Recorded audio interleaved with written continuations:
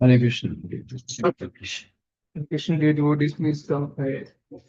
Everybody is very I don't buy it.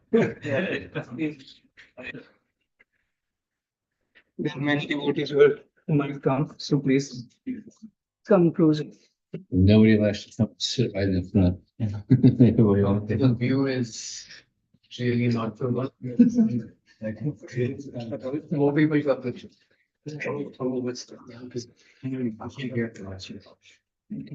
I think.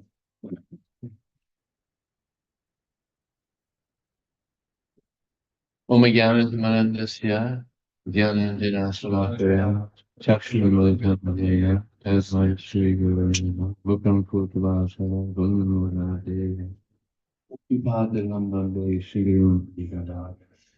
Vanchikapatibhisya, Kipasandhudevachan, Putana, Shri-Guru. Shri Krishna Chaitanya, Prabhu Nityananda, Shri Advaita, Shri Vasudeva Gaura. Hare Krishna.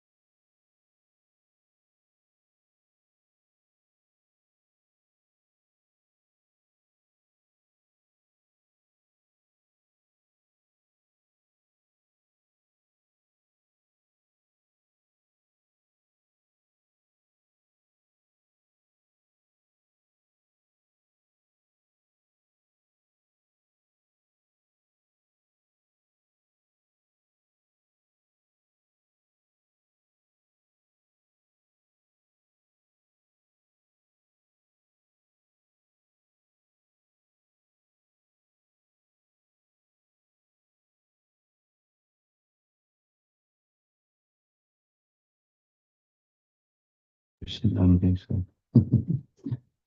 And I still believe in Christ. I actually believe in Christ more now because Prabhupada gave a clear understanding of and Pakistan. Do you want to say something? We're just making sure that audience or Oh, yeah. we are just testing. So he, I read recently in the Srimad Bhagavatam, Prabhupada says that at the age of 12, 13, like that, he saw the animal farming going on at the synagogues, and he was disturbed, and he didn't like it at all. And eventually, he started Christianity.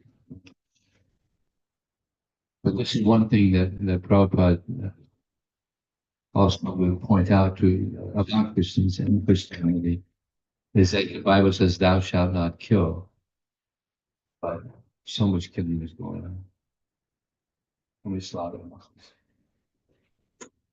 I mean, it's not a difficult thing to understand that the animals are also God's creatures, but they're killing them just to satisfy the time, not necessarily. So Prabhupada actually says it'd be very difficult to find an actual Christian, because first of all, we got to be vegetarian if they're Christian. Because, those followers of Jesus, they also follow the Old Testament, not just the New Testament of Jesus Christ. So yeah, it's an unfortunate thing that's going on in Christian. So I took a few notes here from reading Prabhupada's books. One thing that he said is, what profiteth a man if he gain the whole world but lose the eternal soul? And what we would be to a Christian, he says, Bogai Svaya, Prasakanam, Vyapatiteta, Yosyami Kavaru,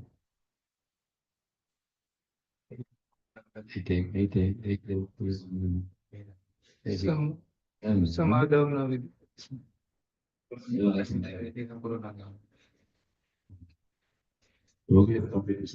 they have you ever said that? In the minds of those who are too attached to material opulence and sense gratification, the fixed determination to engage in both things doesn't take place. So if we're too attached to material things in this world, and we can't engage in devotional service, which is the goal of the human life, is to engage in devotional service. So this is a major problem in the material world, that we're very attached to sense gratification, material opulence, and it's a problem. So Jesus also said that what profit man to gain the whole world with lose the eternal soul. So when we get absorbed in material things, we forget who we are. Forget that we're the soul. And we think that we're American and Indian, and male or female. So to get beyond this illusion that we're this body, that we can enjoy it, it's a big challenge. There's one instance where the son of a very rich man said to Jesus, "What can I do to get liberated?" He said, "Take all your wealth and follow me." He said, "Why? Give up all the wealth my father's worked hard for? Just give it up." Jesus said, "Yeah." And then he couldn't do it. He walked. And then Jesus made the famous statement that it's more difficult for a camel to go through the eye of a needle than go into the kingdom of heaven. Very difficult because of that attachment. There's another instance where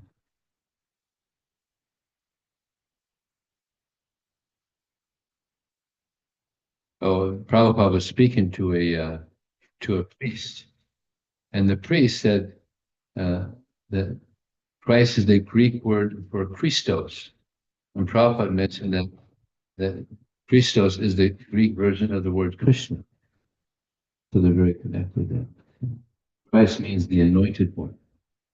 So the word Krishna and Christ are very related. And what does Krishna mean? I'll try. This is the most important. And here also, I saw,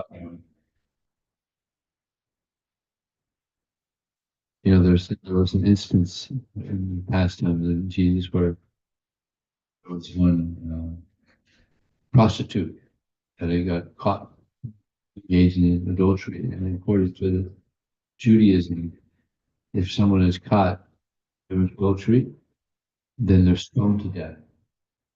So they caught him and all these guys with these stones to beat him to death.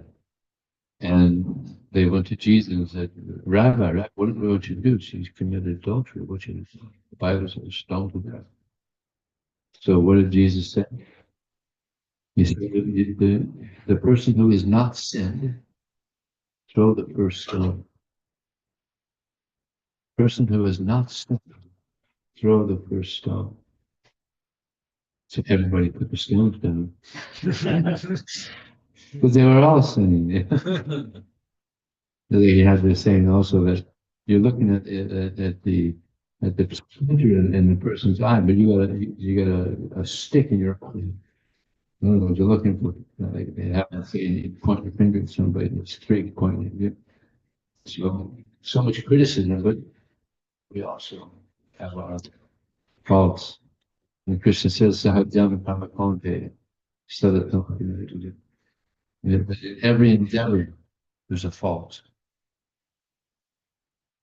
Just like fire is so pure and it's covered by smoke.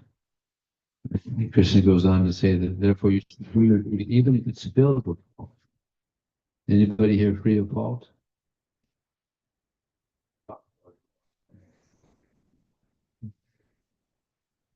So also Krishna is see this is Jesus said in that point in that vein also he said, hate the sin, not the sinner. Hate the sin, not the sin. And also we have an understanding of the modes of nature. Everybody is moved by these modes of nature. Goodness, passion, and ignorance. So we don't hate the person, but we see it's just the modes of nature. People are controlled by the modes of nature. Point out the person. It's just the modes of nature, and they're modes of nature. We have it.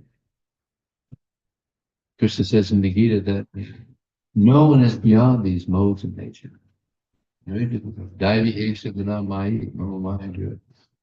This divine energy of mind, consisting of the three modes of material nature, is very difficult to overcome. But one who surrenders unto me can easily cross it. So Maya is very powerful, very strong. Prabhupada said that my disciples, they have two diseases. One, they're not afraid of Maya. Maya is powerful. The illusory energy, very powerful, very difficult to overcome. And the other one is his disciples, they like to change things.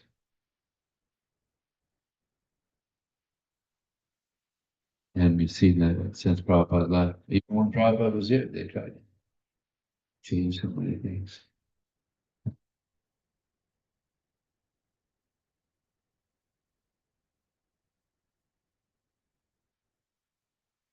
Oh, another thing he said that don't try to store your treasures here, but store your treasures in heaven.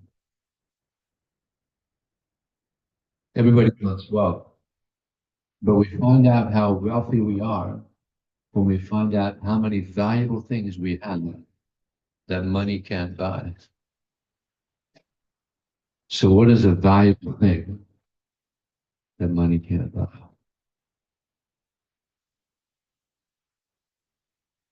That can be stored, actually, And bhakti, yeah, love. The most valuable thing, actually, there's nothing more valuable than bhakti, love for Krishna. And actually, the goal of life is to attain bhakti.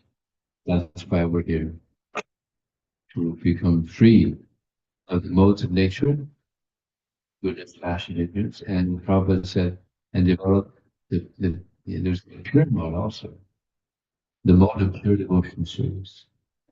That's the goal of the continuous fast. See, there's love of God and there's lust. So we're trying to get free of the lust and attain this love of Krishna. Lust is compared to iron, and love of Krishna is compared to which is more valuable. They're both metals. Gold is much more valuable, much more attractive. So this is not an easy achievement. Actually, what's interesting is this love for Krishna. It's in all of us. It's in the hearts of everyone. Nitya Krishna Prema Sajjivan Shravanam Surichiti Puryevi. It's there in the hearts of all the Vedantas. It just has to be reawoken. It's there. We're just kind of like sleeping. Just like within wood, in this wood, believe it or not, there's spark coming from the sun. It just has to be ignited. Put a match to it, the fire comes up. And so many love for Krishna is here within us. It just has to be ignited. And that's what we're doing when we chant. Hare Krishna, Hare Krishna, Krishna Krishna, Hare Hare, Hare Rama, Hare Rama. We're igniting. And the more we're attentive to this chanting, the sooner it's ignited. So it's very difficult to be attentive because the mind is flickering so much. And therefore Arjuna, he said, Chanchalam hi manasya pamati palavadrivam tasyaham nigram varya. That the mind is chanchalam, it's flickering here and there. Pamati, it means it's mad. The mind is mad. Balavad is very strong. Dridham is determined to see it. Power. It's a powerful force. And we're trying to get over this. It's a huge hurdle to get over the mind. And then he goes on to say it's more difficult than controlling the wind. Wind is powerful. And Vayu. Just like they have here in America, they have these states called Tornado Alley, Texas, Oklahoma. There's a couple of a few others. So many tornadoes. And they have these, at the homes, they have these tornado rooms in the dugout. When the tornado comes, they're able to go down these the tornado shelters. When they find out a tornado is coming, they go down shelters. And sometimes after the tornado goes by, they open the door and their house is gone. And many houses are gone. Whole neighborhood have got this wind. Very powerful. Who's the incarnation of Vayu? Anuma, Bhima, who else? Madhvacharya. Powerful. Very powerful personality. The wind. So when hope is there, control the mind is so powerful. The mercy of Krishna. Krishna is the most powerful. Killed so many beings. And Arjuna said to Krishna, You wanted Arjuna to fight. He didn't want to fight, and he's fighting his grandfather is fighting his teacher, Dronacharya. So it's very difficult. So he said to Krishna, Madhusudana, you killed the Madhu demon, but you want me to kill my grandfather, my teacher. This is a bit different. You're killing demons. Arjuna is confused. So Krishna explained that you're lamenting over something which is not worthy of being lamented over. Because you're just thinking of the body. Nobody dies. Bhishma's not going to die. He's going to shoot a million arrows. You know, he's not going to die. Your teacher's not going to die. No one dies. None of us die. Soul never dies. So Krishna spoke the whole Gita to him, about an hour, and then said, Krishe vachanam tava. Now I'm ready to fight. And this is the conclusion that we should have after reading the Bhagavad Gita. Now I'm ready to fight for you, Krishna. I'm ready to serve you. My illusion is gone. Nasta moha smritin labdha. My illusion is gone. My memory of you is awoken. And now I'm ready to act as you want me to. So how do Krishna want us to act? He said, Manmana bhavamatnatu jaji mama sachinte pachijani. Always think of me. Become my devotee, worship you, offer your homage and confession unto me. Yet Kuroshi, Prabhu said this is the summary of the entire Bhagavad Gita. There's one verse. Yet Kuroshi, yet Asnasi, yet Gahosi, Dasya, yet Pashisikantya, Tat Kusvamana. All that you do, we're all doing so many things. So Krishna said, all that you do, all that you eat, all that you offer and give away, as well as all austerities you perform, they should be done as an offering to me. So this is what Krishna is asking of us. And if we surrender to Krishna, then we'll be so happy. The nature of the soul, the eternality, knowledge, bliss. And we all want happiness. But in the material world,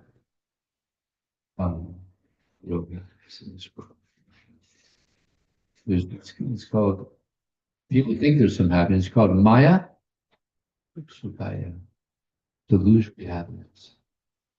It's not real happiness. And therefore, so much suffering is going on. It appears like happiness, and therefore, it's the Sri Krishna explains that that which is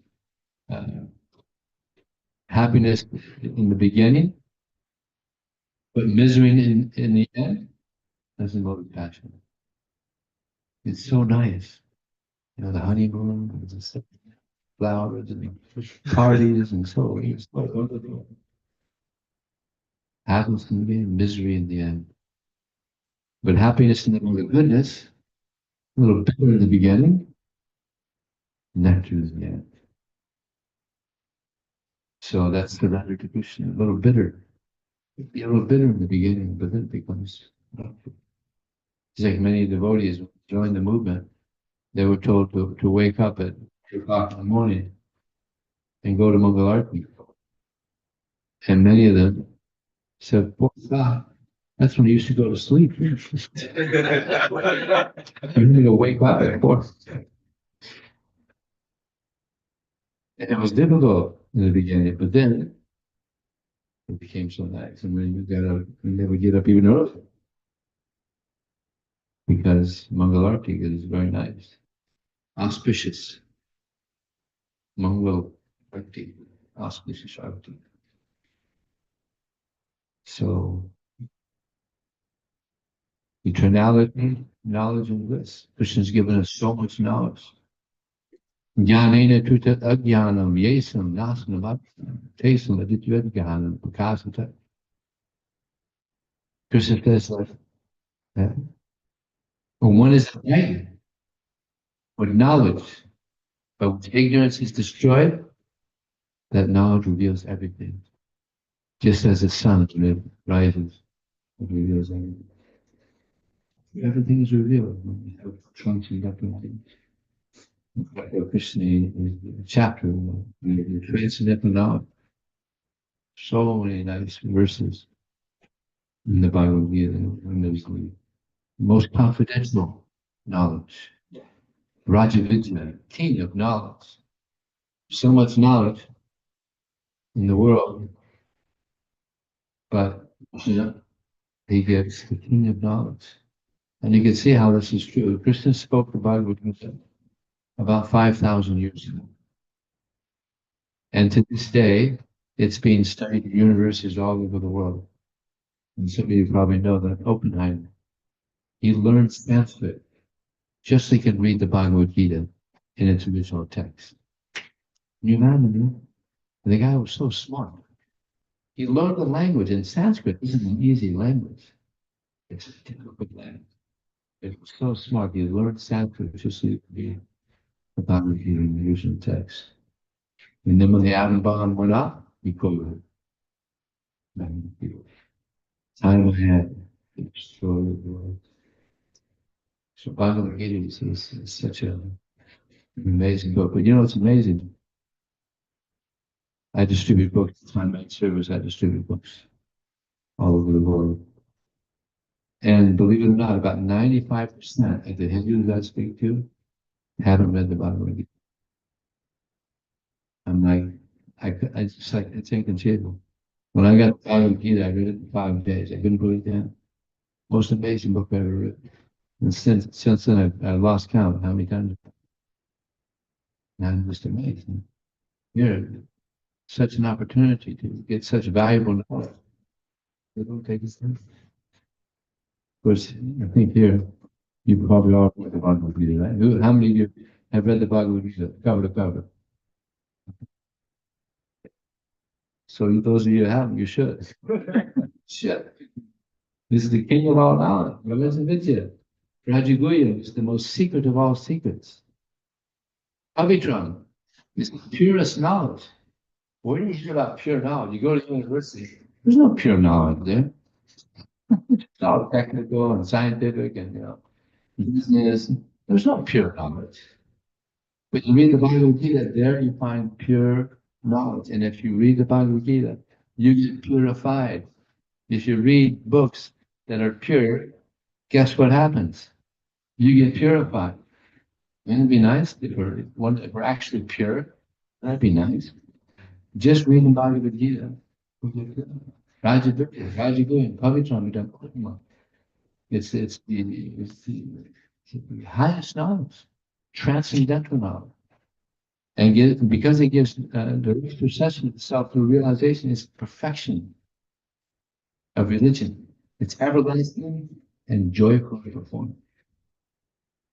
I mean, I remember the first time I read it, I was like, whoa, this is amazing.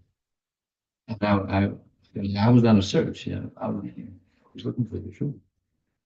So we read the Bhagavad Gita, I thought, oh, this is it. You can't go higher than this. And therefore Krishna says, Kinchidasti Dhananjaya, Maya Sarvamidam Putam, Sutra Maniganayata. There is no true superior. Everything is resting on me as Prabhu. There's no truth higher than Krishna. It's like one of the Christianity is they say that the only way is through Jesus, the way, the truth, and life, brother.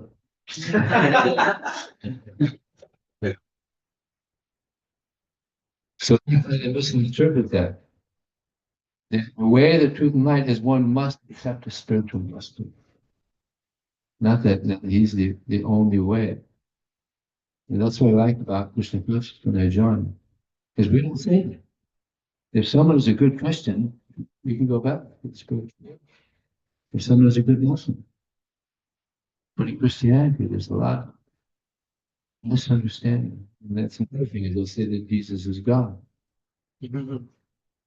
Yeah, they think they can be, but so tell them, well, wait a second. Jesus says he's sitting at the right hand side of God. So there's Jesus and then there's God. So they can't say anything. Jesus said, I'm the Son of God.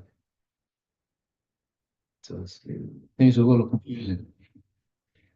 And I'm sure if Jesus came back, he would be very disappointed. He'd probably become a Hare Krishna and be a spiritual master in the Hare Krishna movement. So they'd probably kill him again. So I was very happy to get the highest knowledge. And actually the main service that is being done in this movement is getting this knowledge out to people. I have so many friends who are Christians also before joining. They're so happy to finally get to get the truth, to get the absolute truth. So we have it available. We just have to take advantage. So is there any question?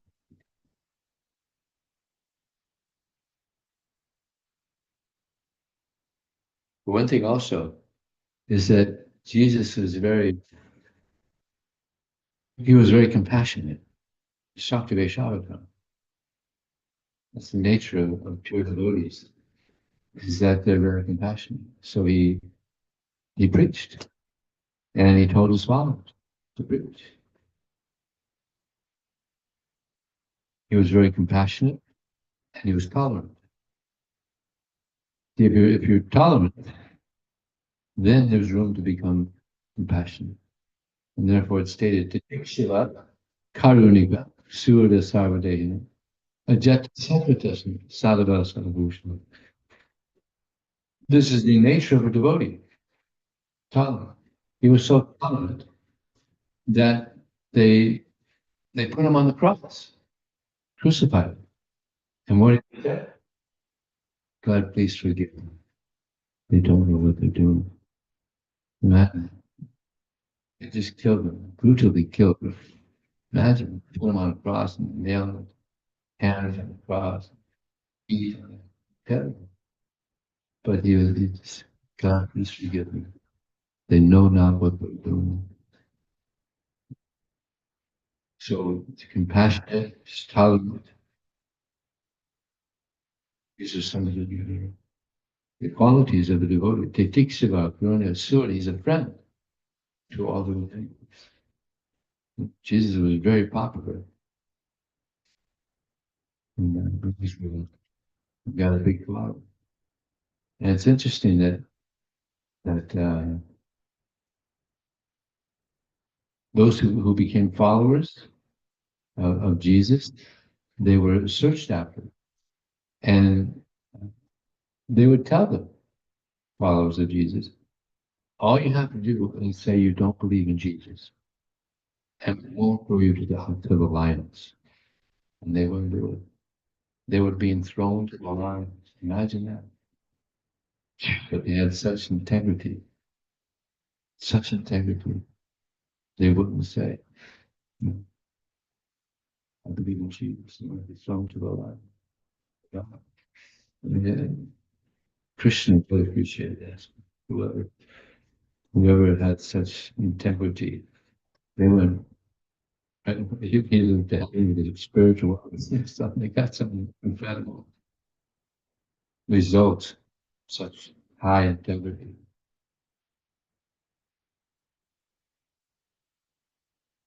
So then eventually it's Constantine, King Constantine in Italy, and he became a Christian. Then from there, spent. So he had good. Yeah, he was a good example. He was a good devotee. Therefore, Prabhupada he would say, Lord Jesus Christ. And if you look at the Veda base, you'll find his name is mentioned about 2,000 times. So Prabhupada responded. He was very happy when he first came to America. He went to Butler, Pennsylvania, and he saw so many churches that he impressed people.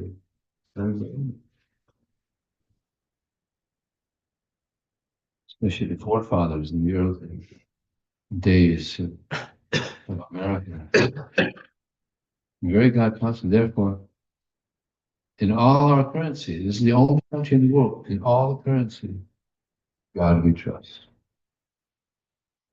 And Prabhupada said, this is why America is so opulent today, even though we're $20 trillion in debt. Still talking. I don't know how it's going on. The Christians just like, he's just like somehow juggling things, right? Isn't it? I think, is it 20 trillion or more? Must be something more than that. 23 trillion. Yeah, it's like no most popular country in the world, but it has the biggest debt it's ever had. It's unbelievable. But somehow things are still going on. And in the Constitution, it said that we hold these truths to be self-evident, that all men are created equal, endowed by the Creator, happiness, victory, happiness, and the pursuit of victory. You may remember that? We hold these truths to be self-evident that all men are created equally, endowed by the Creator. Well, are just feeling. But this is so he says we hold these truths to be self-evident that all men are created equally. So what is equal here? Nothing is none of us are equal here materially. There's someone here that's probably stronger than all of us. He looks like a pretty strong guy. Right? Yeah. Stronger. Oh yeah. Ali probably strong. He's the strongest. He's the strongest. You look pretty strong yourself. So there's somebody here that's stronger, someone's more beautiful, someone's more intelligent. None of us are equal materially, but all of us are equal spiritually. We're all spirit souls. Everybody is a spirit soul. The dog, the cat, the birds. They didn't put that in the Constitution, though. that much of an understanding. But yeah, we're all spirit souls. We're all parts of Krishna. Lovers of Krishna, but it's just covered. Just have to bring it up. So anybody have any?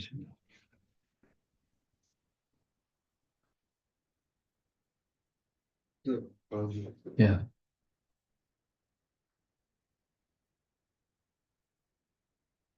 Thank you very much, Prabhuji, for wonderful friends. So my question, since we are talking about long distance flight, Yeah. so quite related, but not really related to the lecture. Um, there's something. Does it audible? Yeah. Yes. Is it working? Yeah. Oh, yeah. Yeah, go ahead. So this is something which concerns me, Prabhuji. In India, I mean, we talked about the principles that is preached and everything. But in India, like this is something which concerns me with the conversions that are happening in the villages. There's a lot of trickery and a lot of money that is found.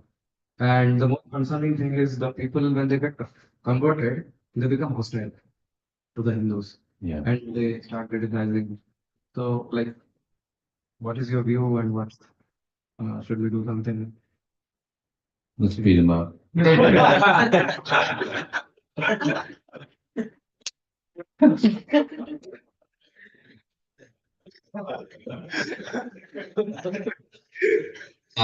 Yeah, this is the problem with Christianity, is that they think Jesus, Jesus is the only way, and therefore they go out of their way to convert. Prabhupada said, I have not come here to convert the Christians into Hindus. If I were to do that, then they would kick me out. Hmm. This is such a nice move that Prabhupada is presenting Christian consciousness. If you like it, great. If you don't. But see, one thing that we can, it's unfortunate that they do that, but they're an example of what we should not do. We could learn from people that of what we things that we should do, and we could learn from others what we should not do. So they're an example of how we should not be. So they're helping us in one sense. We shouldn't be fanatical. Go out of and hurt people. They have their ideas. Let them live their lives. Because they don't know, they don't understand Christian principles. They don't understand Krishna is God. Therefore, they blaspheme. They blaspheme. And they're strictly, they have money. So we won't give you money. We'll give you a nice home. We'll give you this. Strictly. So, but many Hindus, they don't buy it. They don't buy it. They're happy. Serving Krishna. But some, but not as strong. So they're misled. They're thinking the way they think. Jesus and Krishna. He comes in many ways because people are in different mentalities. It's like Muhammad, brought about consciousness.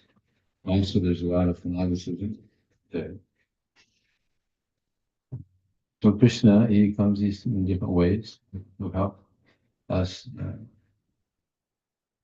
think of God and see people on different levels. So therefore, he comes in different types of different ways because of the different levels. It's like a lot of people couldn't be strict enough to follow Krishna. So therefore, Krishna comes up with go this way. So this is why there's different witness to approach God. Is to be tolerant.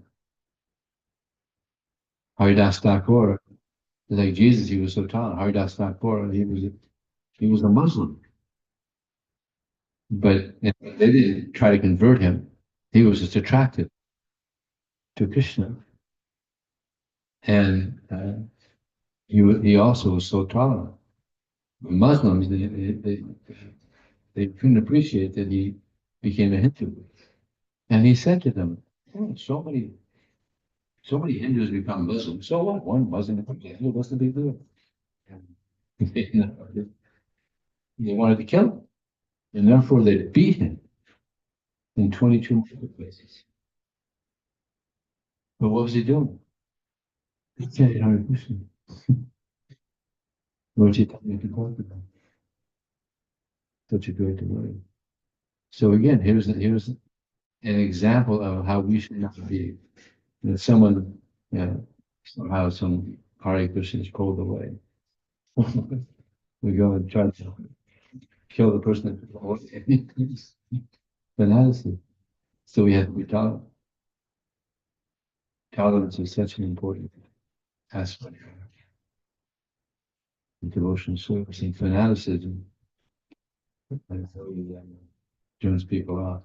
And therefore, a lot of people have given up Christianity.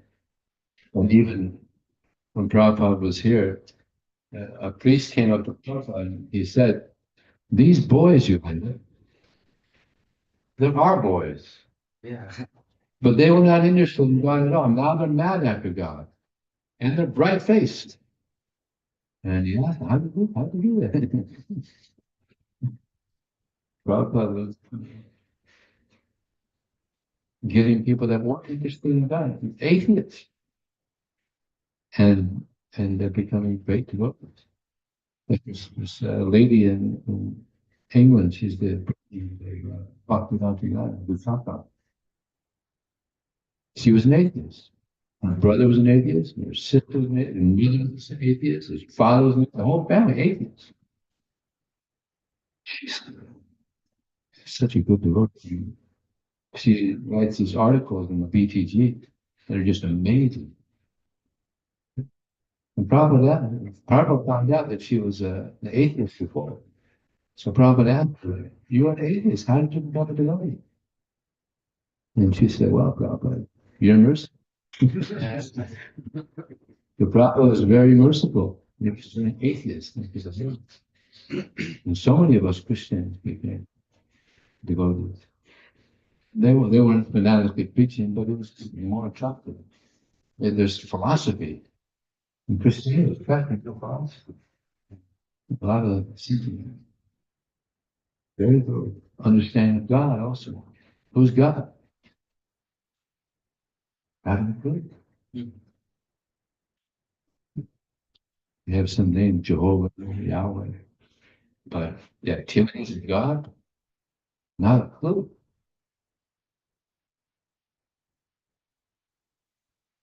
So we have a very rich process, a rich knowledge, treasure house of knowledge. Take advantage.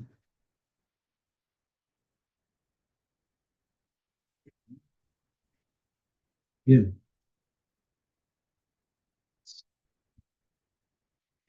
Just for getting their voice. Mentioned initially that 95% of the Hindus have not read Bhagavad Gita. Partially, partially or covered. So is Bhagavad Gita difficult to read and understand? Is the first question. Well, let's do the first one first. Well, I read it, didn't understand it all, of course. Still don't understand it all. It's not easy to do. But I couldn't put it down. I read it in 5 days. It's not a difficult read. To understand it, that's a little more difficult, but you can understand something. Read the whole book, you'll understand something. And maybe you'll, but you have nothing to lose. It's, it's famous as being one of the great classics of the world. I guess Oppenheimer, so many scholars have appreciated the Bhagavad Gita. And still, so for some it's easier to understand, for some it's more difficult. But definitely benefit by reading. Next question. Next question is Buddhism is Buddhism For Buddhism, easy to understand and follow? And why I say so is that I go to yoga studio and most people in the yoga studio they like to follow Buddhism. yeah, the reason is it's atheism. Buddhism is atheism. You have no understanding at all. Buddha never said anything about God. He actually told, Buddhism started in India. And the reason he appeared was because they were misusing the Vedas. They were using the Vedas for animal slaughter, but in the Vedas they said that you can kill animals and sacrifice. But there's a whole process. You only kill a goat, and before you kill the goat, you would say to its ear, I'm killing you now, in the future you'll kill me. Bit of a deterrent there. So they weren't doing that. They weren't doing it according to the Vedas. They were just like now, a lot of killing, a lot of slaughterhouses, just random killing. So Krishna doesn't like that. He's vegetarian. He doesn't like the unnecessary killing of animals. So he appeared as Buddha. And because they weren't following the Veda, so he said, don't follow the Veda. Follow me.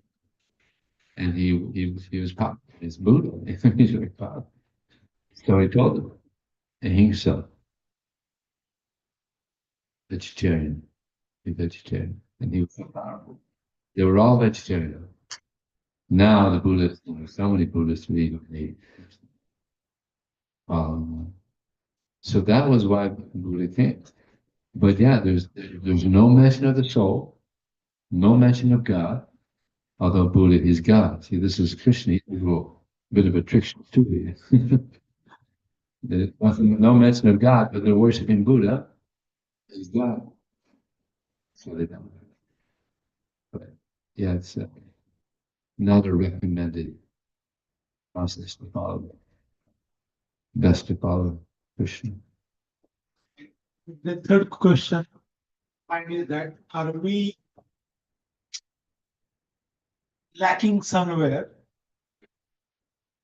to put our message in an easy to understand way for those people? Because there is fertile ground in California, right? At Spirit Rock, and there are many other institutes that people are going and studying with them for weeks and months together. These people are spiritual. They call themselves as spiritual. Aspiritual Yeah. means atheist. Yeah. Aspiritual means no spirit. It's atheist. This is why they're attracted. Very nice. I don't have to worship some god. Just do some apparent. Yeah, it's unfortunate. But yeah, you're right. And actually, Vaisheshika Prabhu recently he wrote a book, The Four Questions, very attractive book, and people are coming right. So yeah, it has to be presented. Philosophy has to be presented in a nice way that's attractive to people. It's not easy. It's a real art. So we do have devotees that are hiding in unnatural happiness that you just want. So there's books that are going out. We're trying to attract people with this knowledge in an attractive way. Not easy. Okay. Thank you so much. Okay, anything else? Appreciate all the parallels you drew between Lord Christ and practice of Krishna consciousness. One follow-up to Prabhu's question. How do you view interfaith movements that focus on bringing different faiths together? So that way they can come to common understanding, at least for tolerance and some sort of a level of respect. Do you have any personal experience in your personal opinion about those worthy efforts? Well, I never was involved in the interfaith movements, but we do. And I remember in Los Angeles, who was involved in interfaith. Also, what's our communication minister saying? Anuttam.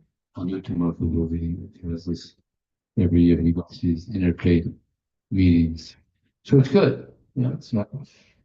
They appreciate that. A lot of times, actually, he goes to these meetings of the anti-cult.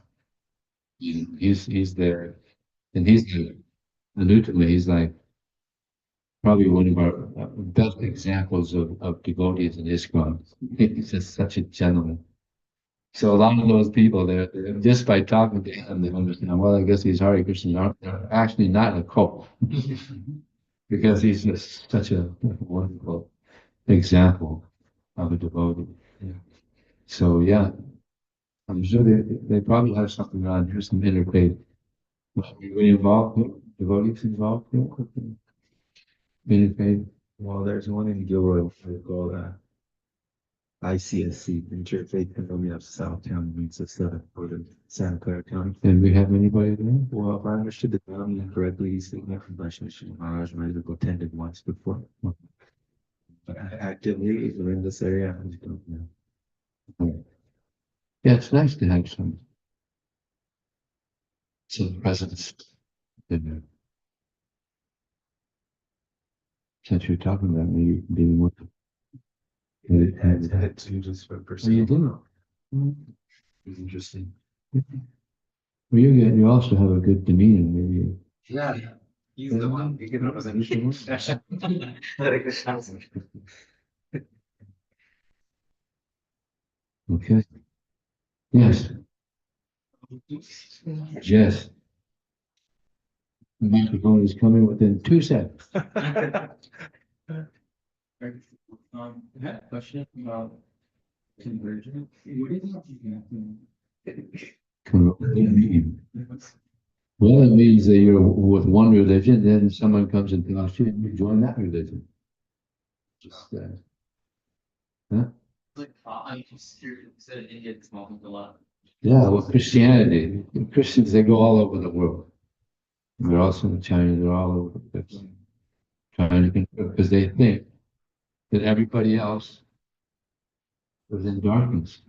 And therefore, there's a joke that some people from another religion, they're in heaven, and they're going different names on the doors, and you know, Krishnites and Buddhism, and they go by one, and they go by one door, and shh,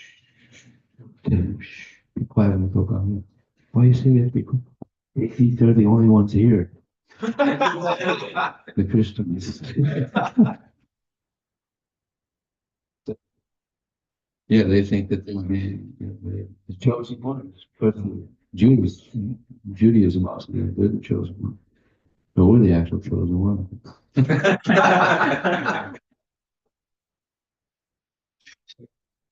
There's this funny movie, and there was a lot of religions in the movies. Just at the end, one of the persons says, "Wouldn't it be interesting if it's the Hare Krishnas that were actually right?" Lo and behold, because it's interesting because Jesus, he never said that Christianity is the high, nor in Judaism. But Krishna, he says, Matakarjan, there's no truth. No other religion. No, Jesus never said that. Buddha never said that. Buddha never said that. Krishna said, there's no truth superior to me. Everything is rational. At the source of all material and spiritual, everything is emanating from me. So this is God speaking. So we're doing pretty good here. Good shit. In good hands. Krishna. And just to confirm, what you teach means other faiths, Christian consciousness, and that other faiths don't talk about activities. Well, that's one. That we have a lot more. Other religions, they have no understanding of the activities of God. Zero. In Christianity, God is omniscient, omnipotent, omnipresent. That's about it. And he spoke from a burning bush, the Ten Commandments. I mean, not very practical. I'll tell you one interesting thing. I was at a campus in Texas just about 10 months ago. And Texas is a lot of Christians, and they were trying to convert them.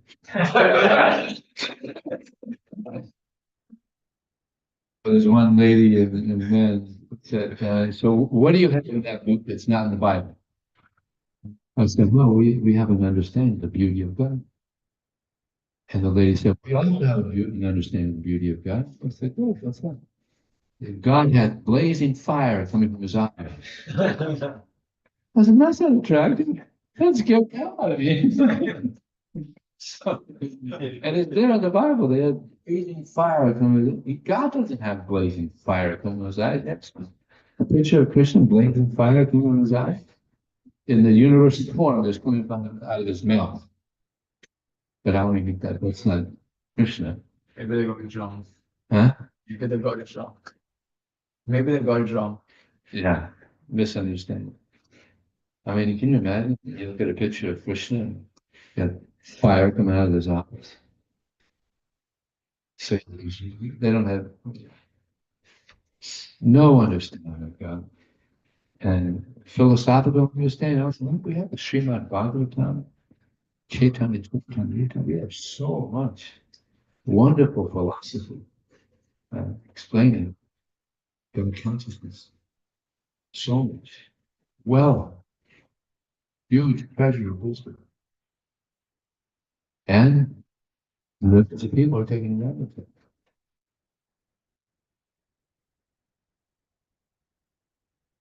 With all the books that we distributed, 550 million books distributed.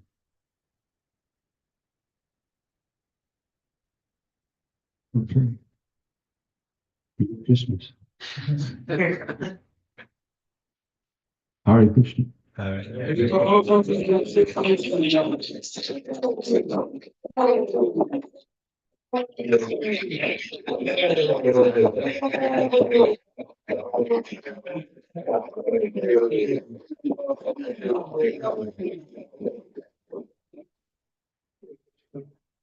Krishna, dear devotees, thank you for joining us today.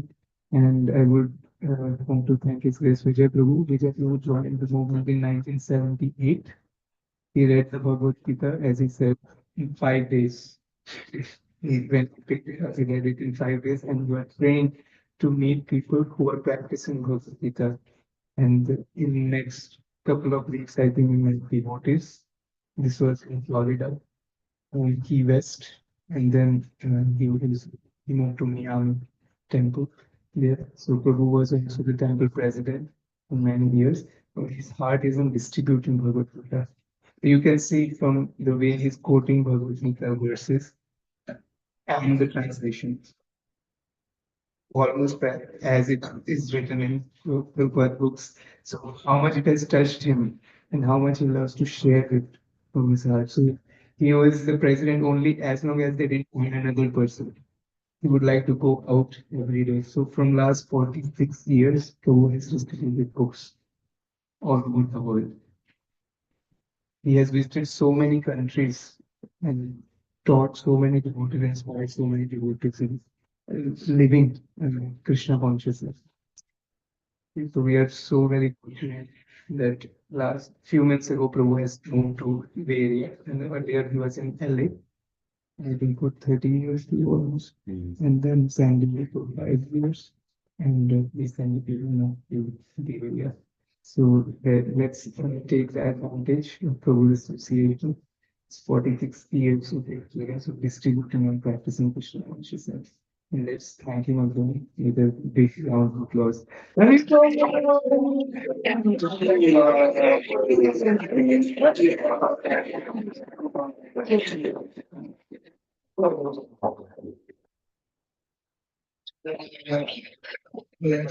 to thank our cooks for today, Deva Prasanna Prabhu, Prem Nitai Prabhu, and Naveen Prabhu. Very good.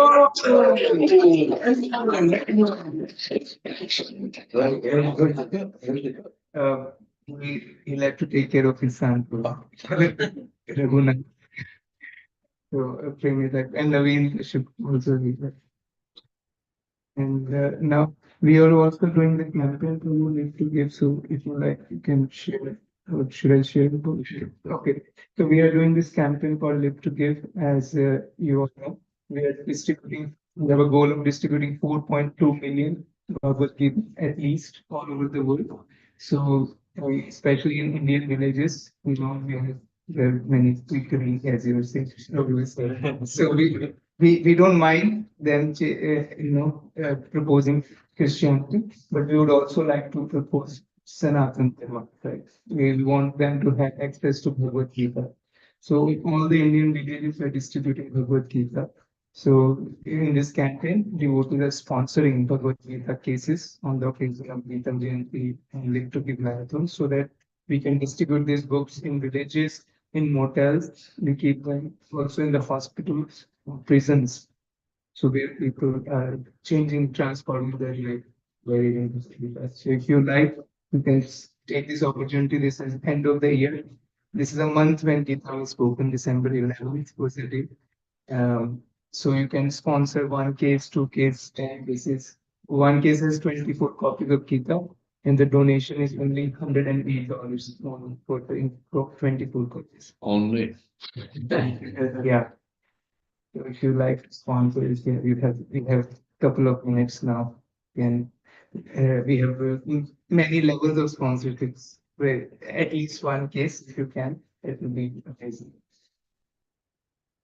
Hare Krishna, Krishna Krishna, Hare Hare, Hare Ram, Ram, Hare Hare.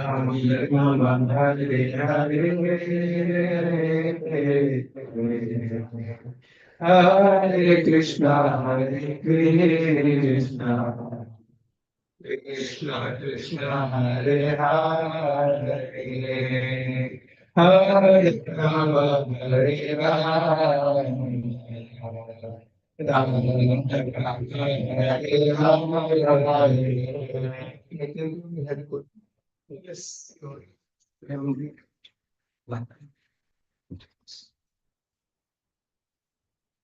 So just an alternative may not be very popular opinion, but many people find it intimidating to read such a big Bhagavad Gita. Can we consider option of small, simple version, right? Which is very easy for someone to understand. And is that an option that we can consider? And second is we say we'll distribute 4.2 million Gita. That our goal is to help people read that Gita, right, or influence their life. Can we change that wording? Not let's help 2 million people to understand or read Bhagavad Gita, because distributing is very easy effort compared to helping people and help them understand it. That will make us think more in that direction. What is the gap and how can we do that? Yeah, nice question. Thank you for that nice question. First question is about smaller books, so that they can easily get an understanding of Bhagavad Gita. We do distribute smaller books as Prabhu saying 4 questions. So earlier we were doing only Bhagavad Gita, but now we are also starting Science of Self-Realization, Chant and Be Happy. So they are about smaller parts about application of Bhagavad Gita. We also have that stack, which has a cooking book. People like to cook. It has a teaching of Bhagavad Gita, Patram Pushpam Param Toyam. Just one verse of Bhagavad Gita has a book. There's a book on how to offer food to Krishna and 4 questions. So we totally agree to when we distribute smaller books. And second thing, yes, we can always mention how we are supporting the learnings. It is important to give them a habitat where they can come and learn. So when we are distributing Bhagavad Gita, we are giving them cards, invitations to our temple. We are also for Western audience, non-traditionals, we have an online community called Bhakti Community. So they get to hear it, understand it step by step. So they are not intimidated, as you said, by the big book. And for people who just like, there are people who are readers. You will just, today I met a Buddhist actually. We myself, Adinath Krishna, and Vaishnav Joshi, we went to Bhakti. It was a holiday market. So I met a Buddhist. His name was Vincent. He was so peaceful. He's always so peaceful. He said, "I following Buddhism." So I shared him the Bhagavad Gita. I said, "Oh, I know Bhagavad Gita. I have another translation." So he took the Bhagavad Gita and he really appreciated it. And then he offered him Chant and Be Happy. And he said, "Oh, my daughter likes meditation. So I will offer her this book." So yeah, we are providing. Some people just like to read. There are people who just love to read. They are after reading. So yeah, we provide both of this. If they would like to join the classes, we have the card. And even in India, we have so many programs. Gita Bindu, by Radhesham Prabhu. We have so many follow programs. They can understand. Vishal Prabhu is one of the devotees. He stays here, during the COVID.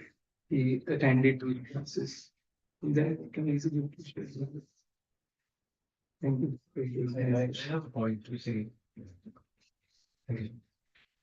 So, Prabhu, like Prabhu read Bhagavad Gita in 5 days, I read it in 5 months. And the only thing that I understood was to chant. After that, I went to temple. And it's been like almost 4.5 years. Now I started understanding Bhagavad Gita a little bit. So it doesn't matter how it's from. even I think it's somewhat other that we should distribute smaller book. But I think Bhagavad Gita, Hindus relate pretty well with it, and I think most, even the Westerners, appreciate it. They know that it's so distributed. So I know some devotee. I've heard from someone. She read Bhagavad Gita in 18 days. So it is just a matter of time. And I have heard so many stories. Someone took up Bhagavad Gita, and it was passed on to someone else, and then he or she found it, and it changed her life. This way was changing my life. So, and Krishna says in Bhagavad Gita, among thousands, one comes to me. Among those number one, one comes to me, achieves me. So I think we should also must pay attention to that. It's just our duty to distribute books, and it's Krishna who he accepts and he gives power to follow.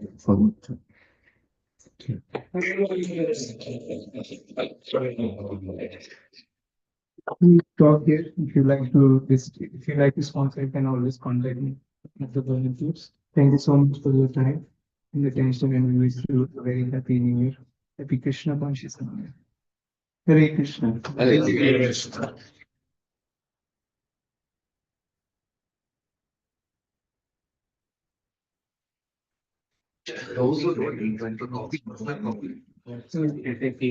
Yeah.